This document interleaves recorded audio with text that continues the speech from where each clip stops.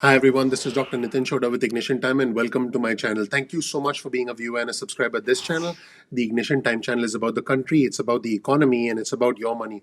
Folks, in this video, I'll give you some new comments from key White House officials, including the guy at the top, President Biden, and basically some key comments from President Biden about the direction of the $1.9 trillion stimulus. Folks, let's start with a tweet from the US Labor Department on your screen right now. This is extremely interesting and also very concerning. You'll see this tweet on your screen from the US Labor Department that reads, the unemployment rate did decrease to 6.3% in January, which is a zero point 0.4 percentage point change from the previous month. But people of color, and you'll see this chart on your screen from the US Labor Department, people of color are facing consistently higher levels of unemployment. Folks, look at this chart on your screen and look at the unemployment rate for black individuals, Hispanic individuals, and Asian individuals compared to white individuals. Just incredible when you actually look at this data. This tells you that not only are individuals in travel, leisure, entertainment, and hospitality impacted the most, not only, and this is statistically true, not only are women impacted more than men, not only are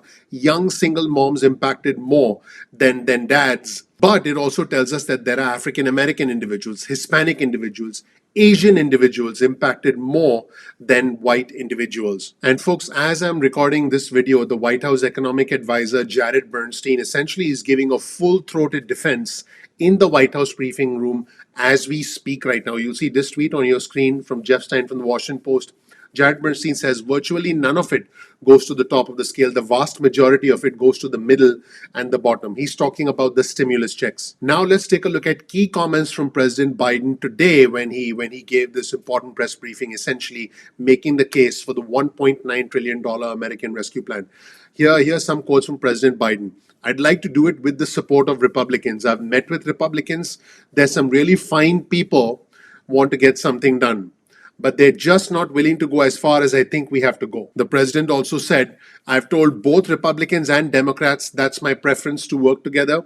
But if I had to choose between getting help now to Americans who are hurting so badly and getting bogged down in a lengthy negotiation or compromising on a bill, it's an easy choice. And speaking of choices, folks, here's a tweet on your screen from Caitlin Collins over at CNN. And Caitlin says President Biden is probably being the most critical of Republicans he's been since these negotiations started, saying the Republicans either want to do nothing or not enough. And by the way, folks, if you've been following my channel, I alluded to this as well. And President Biden says he can't, in good conscience, agree to smaller bills and he makes it clear that Democrats are likely to go it alone. And folks, here's another tweet on your screen from Jeff Steinova at the Washington Post. Jeff says that President Biden today gave the clearest indication yet that he's putting the size and the speed of relief over bipartisanship and over the need to try and pacify the Republicans and get Republicans votes. President Biden said, are we going to say no to millions of people who are out of work? Let's delay and go smaller. That's the Republican answer right now. I can't in good conscience do that. Here's another quote from President Biden. I'm not cutting the size of the checks. They're going to be $1,400, period. That is what President Biden said. He also said, I know some in Congress think that we've already done enough to deal with the crisis. That's not what I see. I see enormous pain in this country. And folks, President Biden also said the Republicans are not willing to go as far as I think we have to go. I'm going to help the American people who are hurting now. In fact, let's take a look at this specific segment from the President of the United States right now. Let's roll the tape and watch. And I believe the American people are looking right now to their government for help, to do our job, to not let them down. So I'm going to act. And I'm going to act fast. I'd like to be doing it with the support of Republicans. I've met with Republicans. There's some really fine people who want to get something done, but they're just not willing to go as far as I think we have to go. I've told both Republicans and Democrats that's my preference to work together. But if I have to choose between getting help right now to Americans who are hurting so badly and getting bogged down in a lengthy negotiation, or compromising on a bill that's up to the crisis, that's an easy choice. I'm going to help the American people who are hurting now. In another segment, folks, President Biden says, and I'm quoting the president, I'm not cutting the size of the checks. They're going to be $1,400, period. That's what the American people were promised. Folks, pretty strong comments about the president as he stays firm with his campaign promise, not just during his presidential campaign, but also his campaign for the Georgia Senate runoff races, which were won by John Ossoff from Georgia. What's up, John? And by Reverend Raphael Warnock. Hello. So what's happening is Reverend Raphael Warnock and John Ossoff, because they got elected and they beat the incumbents in the Georgia Senate runoff races, also promised $2,000 stimulus checks. They want to fulfill their campaign promise as well. Let's take a look at this segment with the President of the United States talking about the stimulus checks being his campaign promise. Here's what's in that plan. First, it puts $160 billion into our national COVID-19 strategy, which includes more money for manufacturing, distribution, and setting up of vaccine sites, everything that's needed to get the vaccines into people's arms. There's simply nothing more important than us getting the resources we need to vaccinate the people in this country as soon, as quickly as possible. So job number one of the American Rescue Plan is vaccines. Vaccines. The second, the American Rescue Plan is going to keep the commitment of $2,000. $600 has already gone out.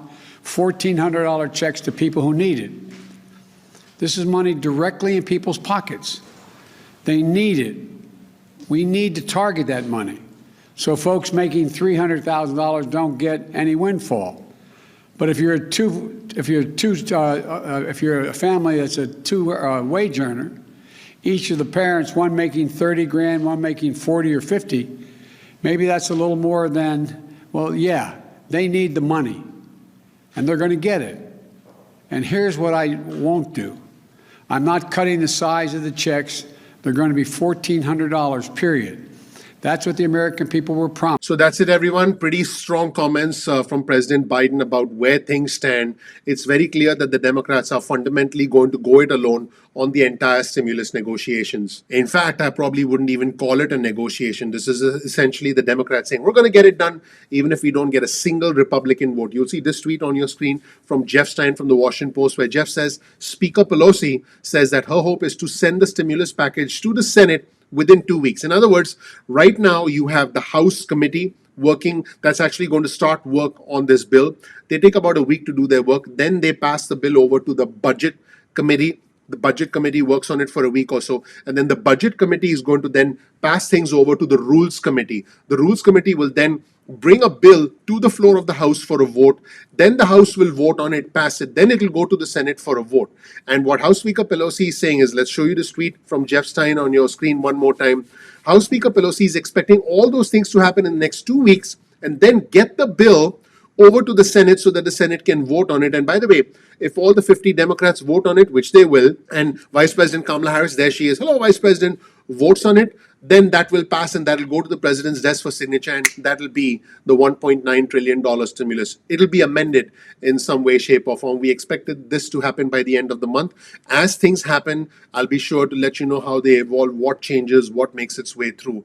But this is going to take a few weeks. So that's pretty much it, everyone. Thank you so much for watching. I really appreciate you watching. If you learned something new, please click the like button. Please subscribe. Please enable notifications. I would really appreciate that. That makes me happy. That makes me want to dance. If you want to see me dance, please give me a like, please subscribe, please enable notifications so I can do my goofy dance, because I am fundamentally a pretty goofy guy. Thank you so much for watching. I'm looking forward to seeing you in the next episode of Ignition Time. Take care. Bye.